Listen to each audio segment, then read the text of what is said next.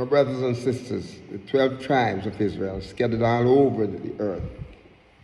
Welcome back. This is your Moreh Yeshu Ben Uriah Israel, and let me continue to thank you for your subscriptions, your likes, your comments, and also thank you for your prayers. The last the session, I was dealing with Halloween, and I want to continue on this because I had some information that I've gotten from the history, in part of the history channel, it's going to be talking about how the Roman Catholic Church, how they convert Halloween festivals and some of the pagan practices into Christianity, to make them Christian. So a lot of things that we're doing, and the people are doing, basically is based on these conversions of paganistic belief and practices. Now, and what I'm going to read to you, my brothers, I may be paraphrasing some of it, but it's information that I got from the channel that it said in the importance of pre-Christian customs, pre-Christian customs, to people's lives, apparently wasn't lost upon the early Catholic Church. Okay, if it was the Catholic Church that, the Roman, the Roman government or the Roman power, they had taken the realm of the Celtics. Okay, and so the practices that the Celtic pagan people or the heathenistic people had, they decided they were going to, instead of killing it, instead of doing away with it, because they were secular people, right? They call them secular Christians, I don't know. So instead of doing away with them, they decided to incorporate them into Christianity. Okay, so to tell you that if it was Yahuwah who started Christianity, that couldn't happen. But because it was man-made, man started it. This is why they're able to do it. But it's the importance of pre-Christian customs to people's lives apparently wasn't lost upon the early Catholic Church. It's that Pope Gregory the First, or Pope, sometimes say Pope Gregory I. Okay, also known as Saint Gregory the Great, who headed the church from AD, that is the Catholic Church, right? From AD 590 through AD 604. He advised a missionary going to England that instead of trying to do away with the religious customs of non-Christian people, they simply should convert them to a Christian religious purpose. For example, the site of a pagan temple could be converted into a Christian church.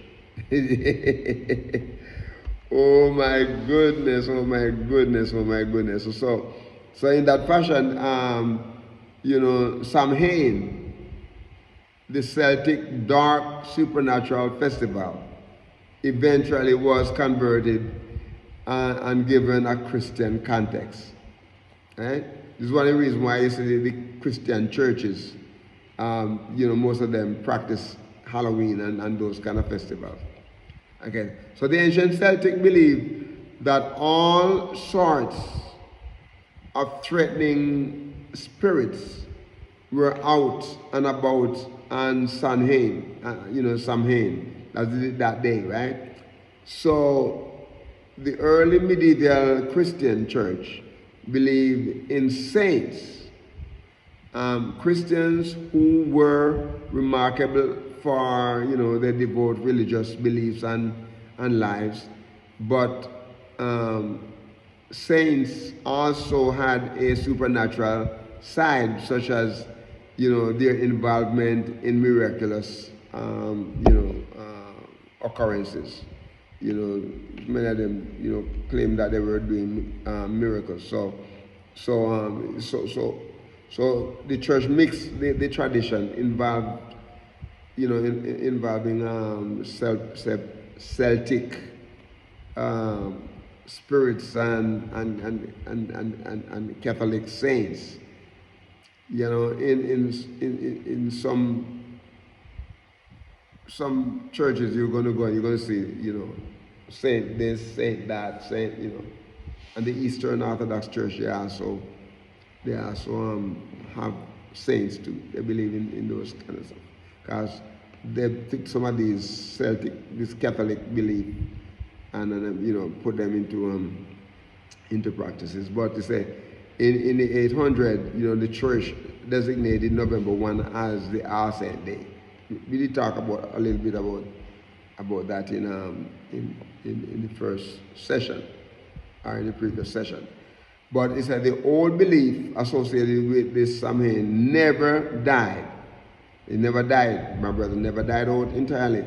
And it's a folklorists like Jack Santino wrote in a 1982 article for the American Folklife Center, is that the powerful symbolism of the traveling dead was too strong and perhaps too basic to the human physique to be satisfied with the new, more abstract Catholic feast honoring saints. So, the Catholic, they have, the All Saint Day practices, they honor the dead, okay?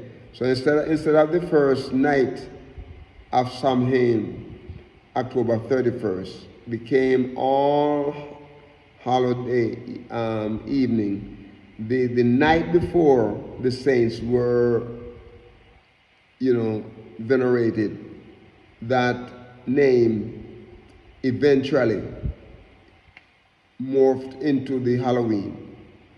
And it became the time when the Christian could turn the supernatural symbolism and rituals of Samhain into spooky fun. So the Christian involved in those kind of stuff, doing those kind of things. So one of the rituals adapted from the Celtic was the pumpkin carving. Yeah, it's the pumpkin carving, and so this held religious significance according to them. It said the jack-o'-lantern custom consists of placing fire, which imitates the good magic of the sun, inside the hollowed out vegetable, representing the harvest. It was done in the hopes that the good magic will help to preserve, the harvest food through the dark half of the year until the next growing season could replenish, communities' food and stock and so on. So later on, we see that in Ireland and in Scotland, people develop, the custom of using similarity, carving vegetable lantern to scare off the mystical character of Stingy Jack, they call him, who wandered the earth because of the devil's, because the devil wouldn't let them into hell. Oh my goodness, oh my goodness, oh my goodness. So, similarly, the practice of trick-or-treating, originated in the Celtic custom of giving token bits of, the harvest to spirits wandering outside of houses and the evening of Samhain, to replace uh, these things in the church, to bring them in the church and to practice them, and make them, the people feel like they were spiritual. That was plain downright wrong and evil and sinful, because what they do, they're taking place of.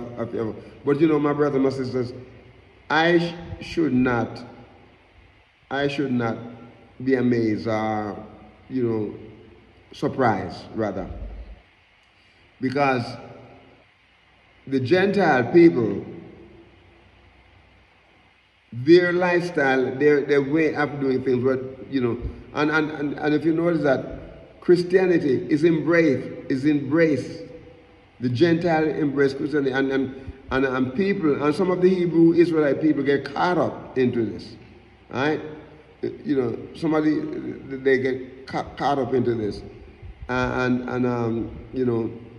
so once Christianity became established, in the Celtic regions, young unmarried men would, parade around on Halloween, going to houses and calling for gifts to the spirits. Okay, they would do that.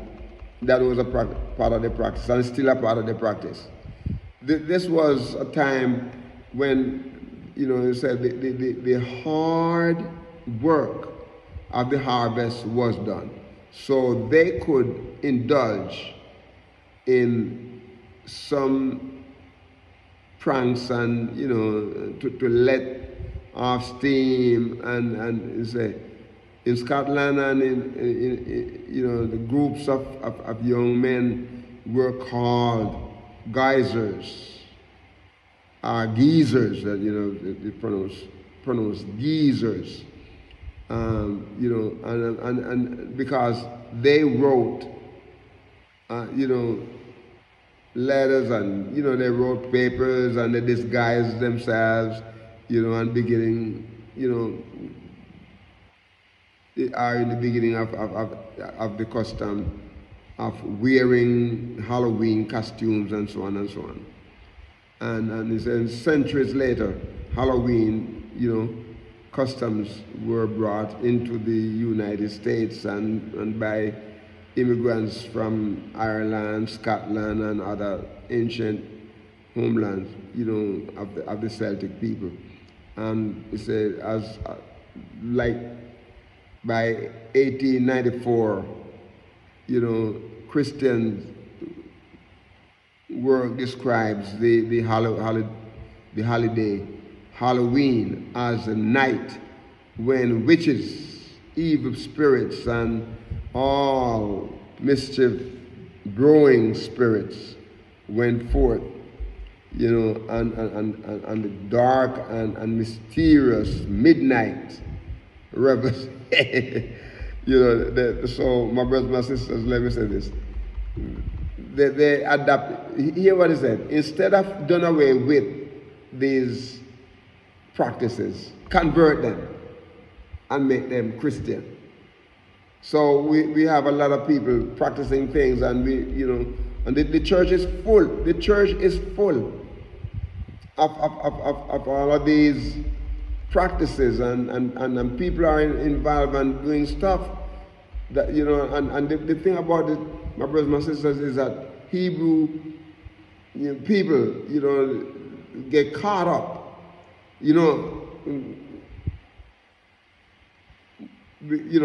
get caught up into these practices that are sinful and evil, and giving allegiance to the dead, and and to the devils and so on, instead of giving our time and effort to Yahweh. Again, my time is gone. I'm going to ask you, please keep your children away from Halloween. Do not allow them to practice. Do not buy Halloween candy and give them either. Find some other way to reward your children. Don't reward them with Halloween candies. My time is gone. Be a blessing to someone today, my brothers, and walk with the King. Shalom.